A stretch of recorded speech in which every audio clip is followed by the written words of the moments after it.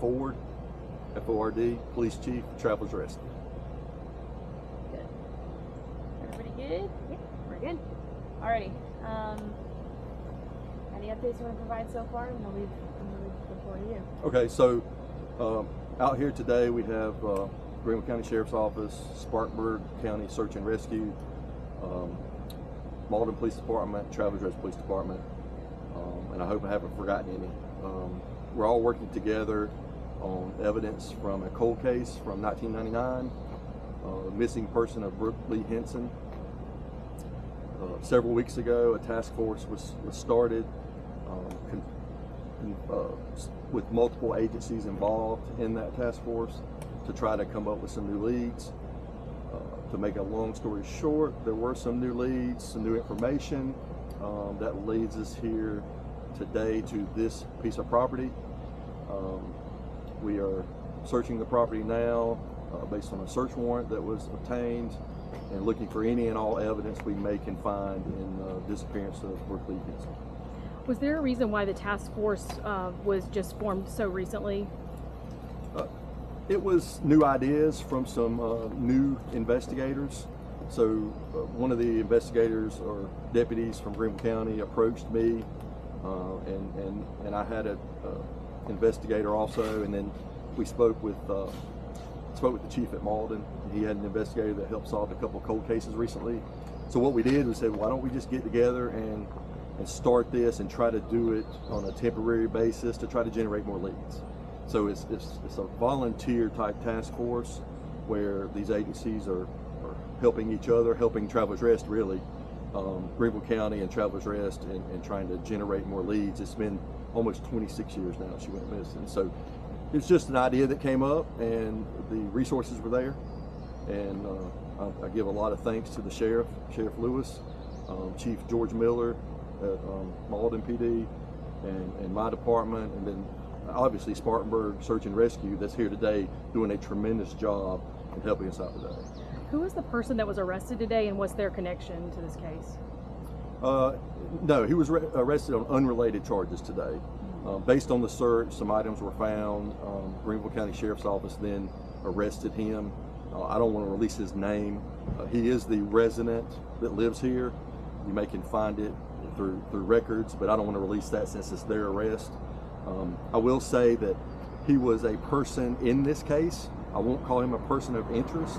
I will call him a person or a possible witness back in 1999 that had knowledge, knew Brooke, had knowledge of all the friends that Brooke had, was a friend to Brooke. So he was a person that we believe is vital to finding out the truth of what happened to Brooke. My understanding is I read somewhere that this might be the only cold case in Travelers Rest. Is that true? That is the only cold case that we have. Yeah. And I know you've been kind of following it for a while, both Malden here. Yes. In your years of experience, in your years looking at this case, how much further do you guys feel like you're getting closer to maybe finding her? We feel like we're inching closer each time, but it's inching slowly. And that's the way cold cases work a lot of the time. Sometimes you have a piece of information that just breaks the case. Sometimes it's just years and years and years of looking at the information, and maybe you miss something, maybe new information helps you with other information, confirms other information. Cold cases are different. And I know the Sheriff's Office recently has had a lot of tremendous success with cold cases. Greenville City Police Department's had tremendous success. I believe Anderson County recently. So, we're just hoping that we can get some sort of resolution in this one. It's 26 years in July. So we're hoping that we can inch a little bit closer every day. Is there anything you can talk about right here, what we're looking at with the cadaver dogs going around? Anything you could just mention about maybe how many are out there or where they're searching? So we have, I believe, 6 cadaver dog teams from Spartanburg County Search and Rescue.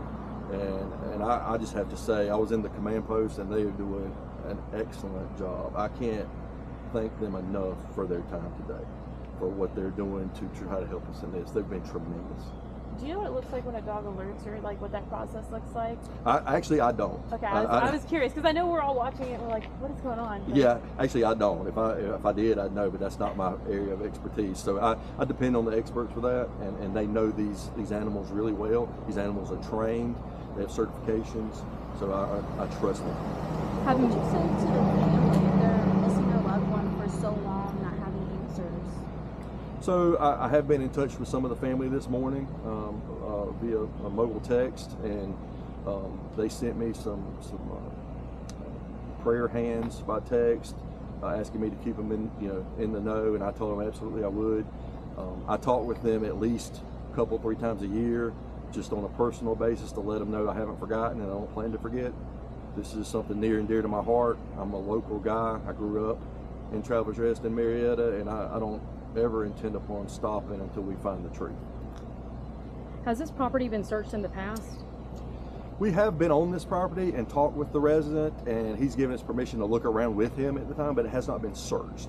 So we're talking about 5.7 acres, I believe, here today, and so it's never been properly searched, no.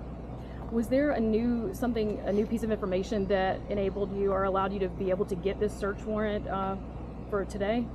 There was some new information, and it was based on a conversation that they had with the resident, some of our task force members, but I can't elaborate on that since it's an ongoing investigation. I can't elaborate on the information, but that information combined with 25 years of other tips, leads, statements, and that all that led us to a magistrate, and the magistrate said, yes, I'll sign a search warrant, you can go look on the property.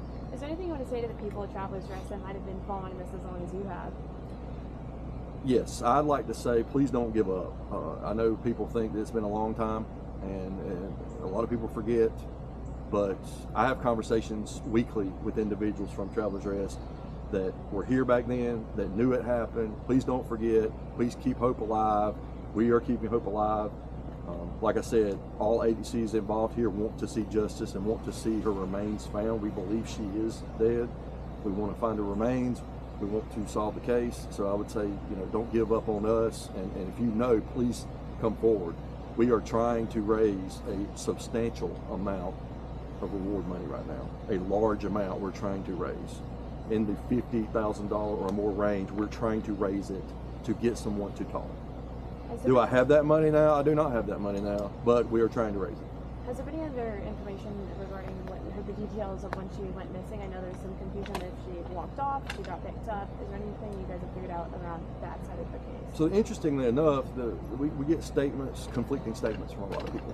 Some people say she walked off. Some people say that she went to another party that night up here in this area. So the conflicting statements really lend towards we really don't know exactly what happened. So we chase every avenue.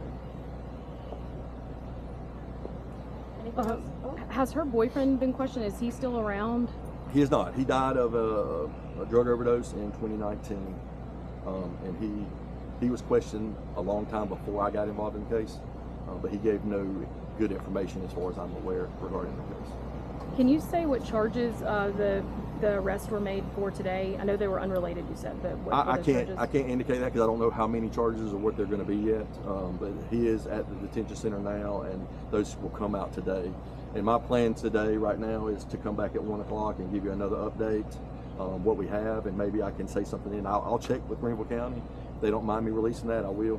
I don't want to step on their toes because they've been tremendous to us, as Spartanburg has also. So, but at 1 o'clock, I plan on giving an update if you guys want that. And if you can't be here at 1 o'clock, we'll give it by press release. So. And I know those are unrelated charges, but will investigators question him about Brooke Henson's disappearance? Yes. That questioning started earlier today when he went voluntarily with us to the local fire department, River Falls Fire Department. After several minutes of questioning, he did not want to talk anymore, and he wanted to leave. And what was his name again? That I don't want to release yet because I want to make sure Greenville County is okay. Since this is their charges, I don't want to release that. Like I said, he is the resident here, so in public records it may be there. But otherwise, if county allows me to, I will release that later. Have you all narrowed down the search to a specific area at this point? I know it's been all of Greenville County, give or take, but are you guys specifically maybe looking at the River Falls area now? Is that something you mentioned? We're looking everywhere we receive tips and leads. So River Falls, Cleveland, Travelers Rest, in the city limits, outside the city limits. If you followed me at all, I've been all over this place looking with ground penetrating radar, with cadaver dogs, you name it, we're doing it as good as we can. Yeah, what keeps you motivated, time and time again? I know you guys have been getting a lot of leads in, and it takes a lot of resources, a lot of time. Obviously, this is an important case to the community, but what drives you guys? What drives me is I'm the police chief in Travelers Rest, my hometown. This is our only cold case. I can't not give it 100% effort. And some of my investigators and officers, when they learn from me more about the case, they get more and more interested. So then you know, we've received calls from overseas, podcast, movie people, all that kind of stuff. You know, heard Brooke's identity was stolen in 2007. A lot of that has to do with that. We're not ever going to forget. We're going to figure out something, hopefully one day. I can't say 100% we're going to solve this, but I want to. And that drive will, I think it's what we love to do and what we're called to do as police officers and serve the community. And this is part of serving the community. We need to find the truth. Good? Yeah, good.